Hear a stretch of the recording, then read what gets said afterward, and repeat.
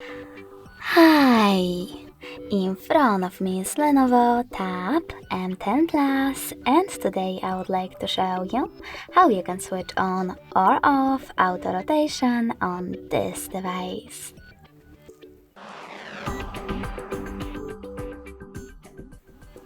You need to start by opening Tab menu. Now look for auto rotate icon, and when you find it, click on it.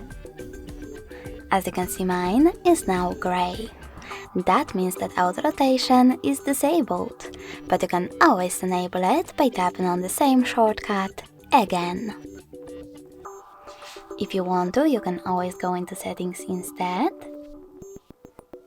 Click on display section after scrolling down. Scroll down again and click on this switcher next to auto rotate screen to switch it off or on. Thanks so much for watching. If you enjoyed this video, don't forget to leave a like, comment and subscribe. Bye!